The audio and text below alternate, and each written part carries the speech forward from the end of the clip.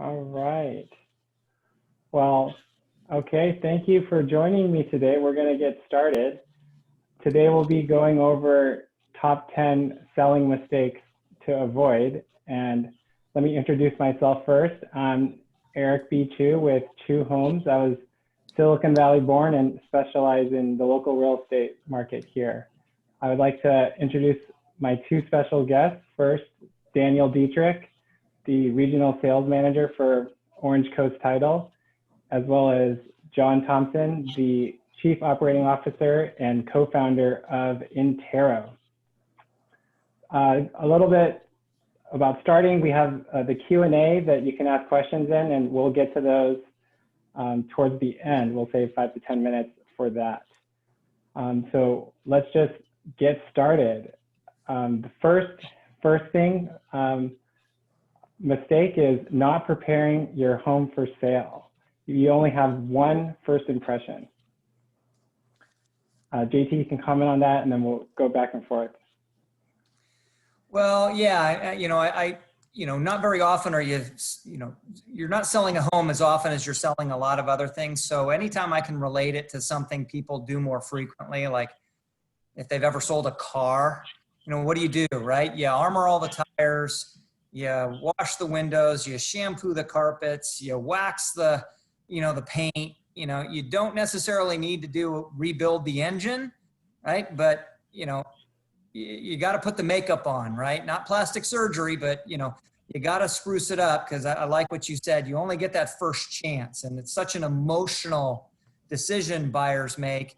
You want them to, walk in and immediately, get emotional and fall in love.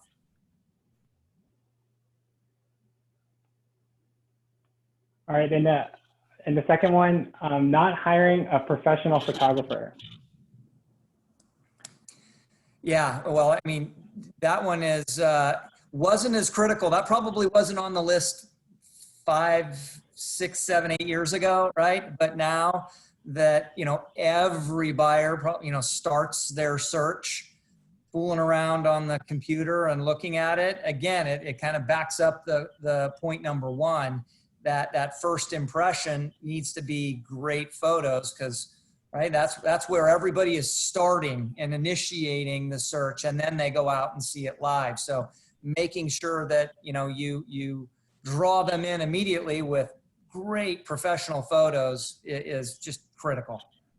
Yeah, and then the next one I'll say is not staging the home and decluttering it, because when you're out looking, for example, you see TV shows on HGTV, Bravo, Netflix with home selling, the homes look so beautiful. And if you really think about it, most people can't live in a house like that, right? There's so little furniture, there's nothing on the countertops. So the marketing and staging and getting a house ready is a little bit different than how you normally live in a house, if you really break it down and think about it. It's almost like having a party, right? You're not going to have people over for a party without cleaning up the house. Right? Would you not say? Exactly. It's another great example. Yeah. Everybody, the way you live in it and the way you market it and sell it have to be different, right? It's hard, right? All the beautiful kids, art drawings from the 3rd grade probably need to come off the fridge. The 2 centuries of your family photos in the hallway probably need to come down. And that's not anything personal. It's just you want to make the home, as appealing to the masses as possible. And that means, making those types of changes. Walk into any new home, like a new home, the builders, they know this. They have them prepped and staged properly. And we as resellers of homes, need to follow that same example. Yeah, the next one I'll say is pricing the home incorrectly. The pricing is one of the critical ingredients in being successful in your home sale. So there's basically 3 different strategies: pricing your home, overpricing your home, right? And then buyers end up not making offers on your house and you stay on the market for quite a long time. There's pricing your house at what you believe is the market price. And then the third strategy is pricing it a little bit below the market and letting the market decide the price for your home. So the ultimate decision maker in the price of your home are the buyers that come and look and write offers on your house. And so the pricing strategy is a critical ingredient in that. Yeah, it needs to be the teamwork between the agent and the homeowner. They got to work together on the strategy, because all the strategies have pros and cons. But I do always encourage anybody that will listen, if you're going to err, it's always better to err on the low side than the high side. Because if you truly believe in how market forces work, as you mentioned, if you did price it low, just like anything, if a stock is low, bunch of buyers come by and try and buy it and drive it up. And the same thing happens in real estate. So, if you price it too high and it sits, everyone starts to wonder what's wrong with the house. Why has nobody bought this? I'm not going to be the only fool to make an offer. And those are sometimes hard objections to overcome in the marketplace if it sits for too long. Yeah, and then the other mistake sellers sometimes make are not doing the home inspection and termite inspections beforehand. That can potentially raise a lot of potential issues down the line when buyers do make an offer on your home and then do their own inspection. And when they discover things that the property might need, then they'll try to negotiate for that. And if you're intending to sell your home as is, the best solution to that would be to disclose as much as possible to potential buyers, and that way they know the full condition of your property. Yeah, I mean, you're right, Eric. It's all going to come out eventually, right? And so the sooner you're aware of it all, the better. That's like, I have some friends that, have had these pains and ills and they refuse to go to the doctor, right? And I'm like, well, it's not going to solve it's going to come out eventually and probably be worse the later you discover whatever it is than the sooner, right? Maybe you can do some things to prevent and correct, right? Same example of the house. The sooner you know everything from the roof to the foundation about your house, the easier it is to market, the easier it is to, negotiate, right? Because you know exactly what any buyer may or may not expect from you, whether you're selling it as is or not. If I may, as someone who sees a lot of escrows, when those reports aren't done, those are typically when we see, oh, wait, now there's a renegotiation halfway through the deal because something has been discovered. And nobody wants that. The seller doesn't want that. The buyer doesn't want that. So I agree with everything that both of you are saying right now. It makes a smoother transaction. Yeah. Yeah, and on that front, Daniel, you maybe enlighten us on some of the issues that you see in the title escrow side. I'd love to. Right now, especially in Silicon Valley real estate, a lot of consumers are selling homes that are in trusts. Perhaps maybe one or both of the people in a trust might be deceased. And what we find is when you don't get started early with the realtor, get a prelim as an heir that has an inherited property, they may not understand all their roles or who is responsible to do what. This may sometimes, maybe you would like to sign a listing with Eric and you sign your name and you fail to mention, oh, by the way, I'm the executor of a trust. Well, now that listing agreement has to be re-signed because it needs to be your name trustee of the Smith Family Trust.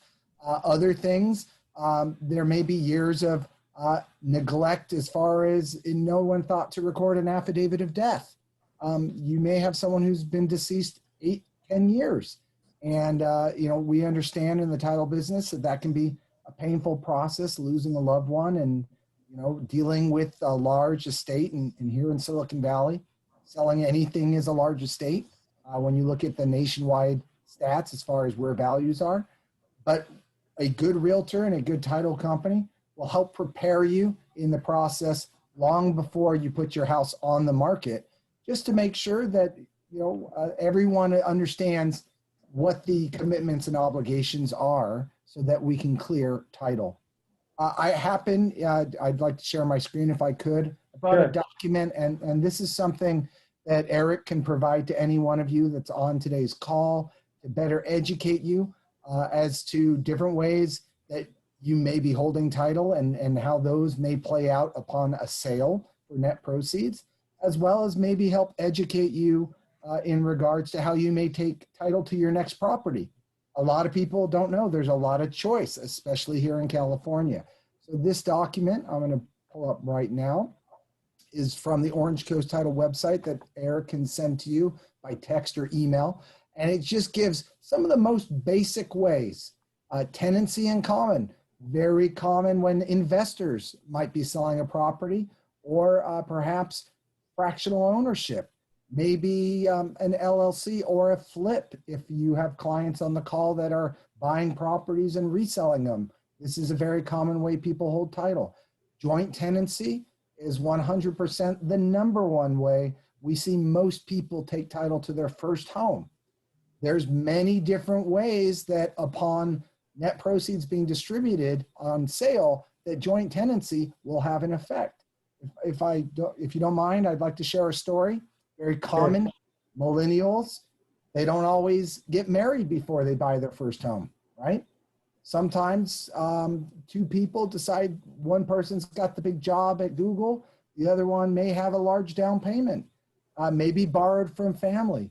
And in cases where that 20% down but is put in, if it doesn't work out for whatever reason, some people may find, oh wow, how come half of my equity of my 200,000 is being distributed to the other party? How you hold title matters. And that's why it's good to get educated. And then of course, the last two really I want to speak of besides living trusts, which we addressed, community property, as well as unique to California, community property with right of survivorship. So these are generally between husband, wife, domestic partners, and how you hold title may be different in case of someone becoming deceased, as well as how you wish your interest to be conveyed to other family members upon sale if you're no longer living. A lot of title, John and Eric, as you know, it can get a little morbid because we do have to deal with the end results. You know, you work so hard to have this legacy. You want to make sure that that legacy is preserved and is distributed to those that you intend when you get to that point in your life. Also, during your life, maybe you have a starter home now you plan to sell. How you hold title and take title to your next property may matter depending on your family's situation. So if you have questions, Eric has a great team besides us here at Orange Coast Title that can help with legal questions. We are, of course, a title company. We're not attorneys, but we deal with a lot of the family situations very relevant here in Silicon Valley. And I'll pass it back to you, Eric. Thank you. Thanks, Daniel. So continuing down the list of common seller mistakes, we would say limiting showings for your property to potential buyers. So either if you still live in the property, we take all the proper procedures right now with COVID in terms of showings, as well as if you have tenants in your property as well. So our ultimate goal is to first expose it to the most possible people, either through online, regular print marketing or various channels. But the ultimate factor in terms of delivering the most possible offers for your home would be the people walking through your home, right? So that they fall in love and want this to be their home, right? And so we want to maximize the potential number of people that walk through your house.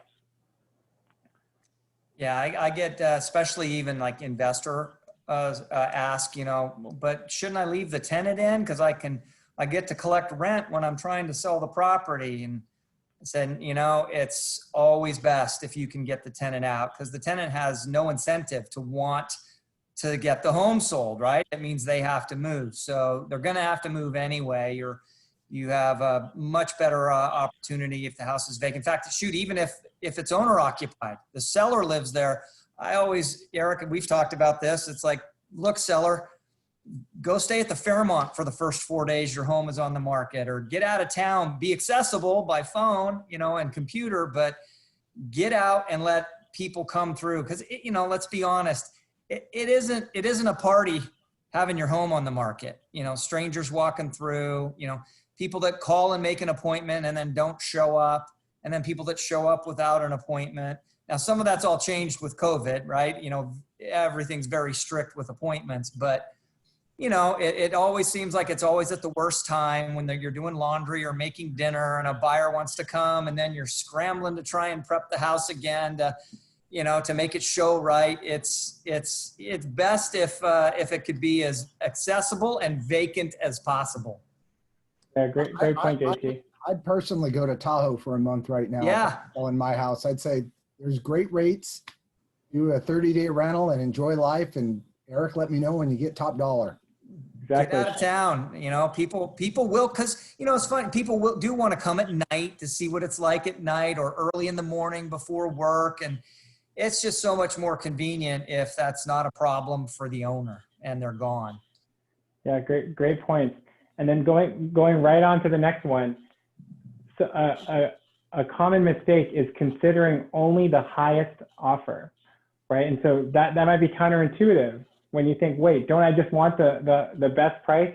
In fact, not necessarily always. Things to keep in mind is the overall offer. So are they financially sound? Do they have a high down payment? Is it all cash? Is the person that's purchasing your property local, or is the money overseas, right? There are numerous factors that go into the decision-making process that I would advise you upon in choosing the best possible offer, because the ultimate goal for us would be to get your house sold, right? So accepting the offer is only one part of the process. So we have to get through escrow, which in our times now during COVID, between 30 and 35 days, and then ultimately getting you the net proceeds of your property, and then delivering the keys to the new buyer. So that at that point when we close, that's when we ultimately reach the finish line. So accepting or considering the offers is only part way through that process.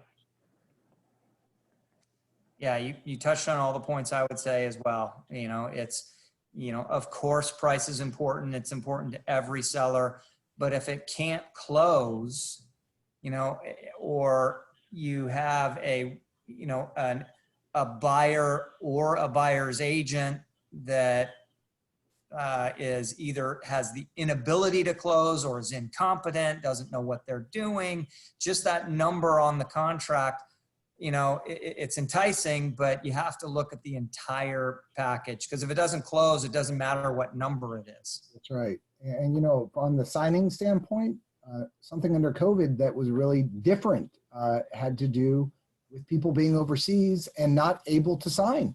We saw deals that got severely delayed when they were in countries that were severely impacted. So luckily things seem to be a lot smoother in these last few months, but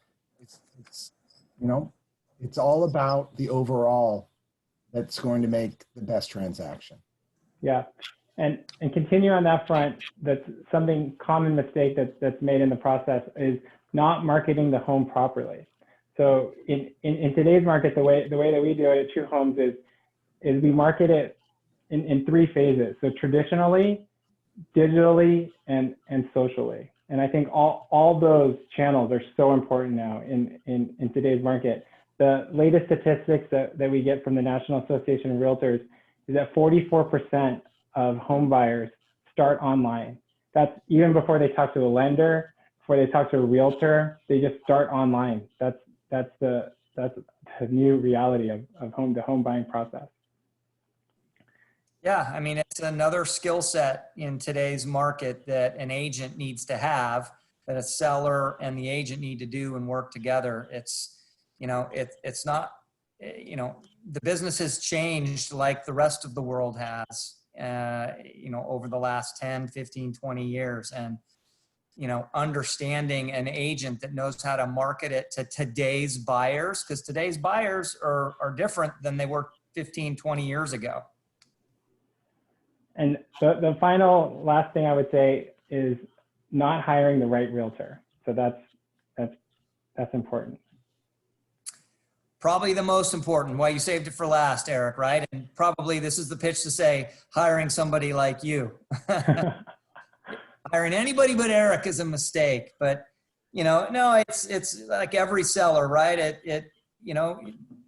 Hiring an agent because they tell the seller what they want to hear rather than what they need to hear, right? They said, oh no, I can get you X for the property, and they can't.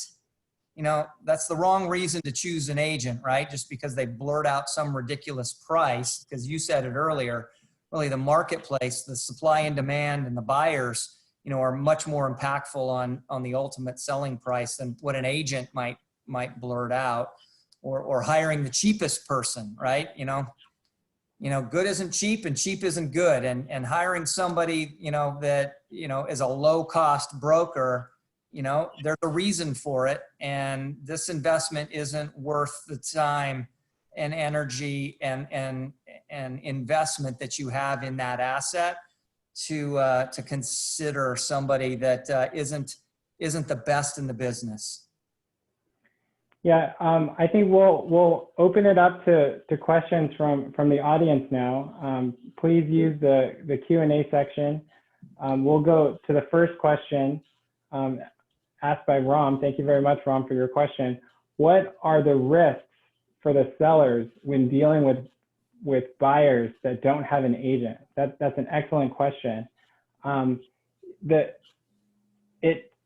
There's multiple factors involved with that. The most important thing would be disclosure. So similar to what we were talking about before with the inspection. So as long as both buyer, seller, and agents all disclose everything and everyone is aware fully of the whole situation, then the risks are minimized in that case.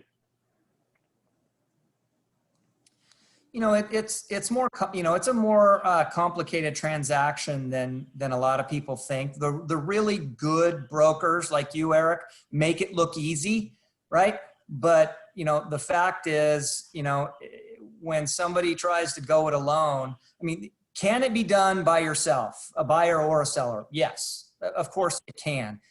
I can also cut my own hair. All right. It ain't going to come out very good though. I can do my own taxes. I can represent myself in court without an attorney. You can do any and everything. You can DIY yourself to death, and everybody has to decide, is this the time and place, to operate without guidance from a pro? And, it's proven time and time again that it's incredible benefit when you have the right professional, going through everything that you need to on a home sale or a home purchase. Yeah, great. That's very true. We'll go to the next question from the audience. Is home selling different during COVID? Yes, very much different. So we have guidance from the California Association of Realtors using all the local and federal health guidelines as well. And so we have to follow all those practices. Some things that we can just mention right off the top are our open houses are no longer available. So we're limiting showings to by appointment only. And as well, there's only 2 parties allowed to visit properties at a given time. And so there's forms and documentation that needs to be handled beforehand. And then also on the selling side, there are policies and procedures as well that we follow in terms of sanitization as well. So things are very different. What I would say is our current market though is also very different in that it's surprising how strong the market is right now. And so that's to me a little bit exciting and surprising on my part. I would agree with what you're saying. I think the other side of that, Eric, is getting into contract plenty of buyers, but the transaction itself, whereas it may have taken a little longer to get into contract and even last year, we could close it really quickly once it was in. Now, because of just social distancing and people's, kids are at home, going to school. Work is different. All these factors have made it not what it was a year or two ago to sell your house. All right, we'll go to the next question. What's the difference between socially and digitally marketing when it comes to selling your house? That's an excellent question. The difference is digitally is the syndication that we have that sends out your home to Redfin, Zillow, Google, basically, so that people can find it online.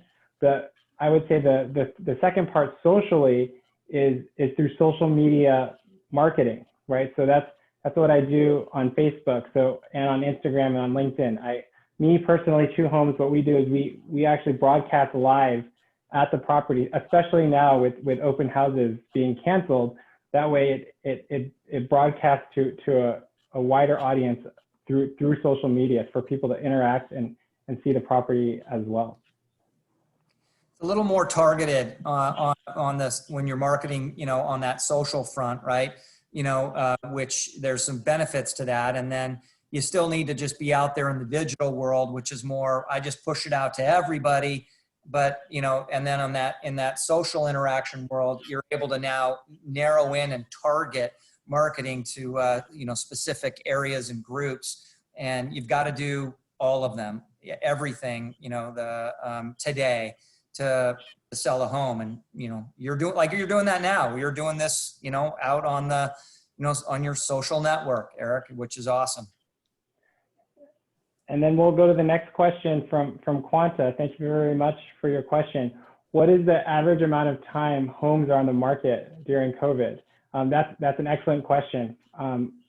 For Santa Clara County, single family homes for the last 2 months, so August and July, the median days on market for a property has been 8 days.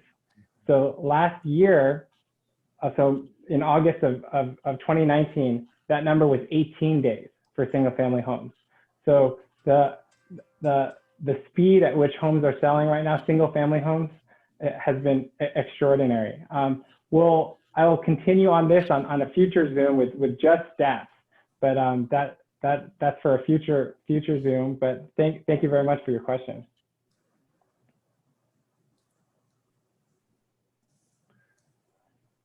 All right. Well, I think that kind of answers all the questions we have right now in the chat. I'd like to thank Daniel and JT for joining me today.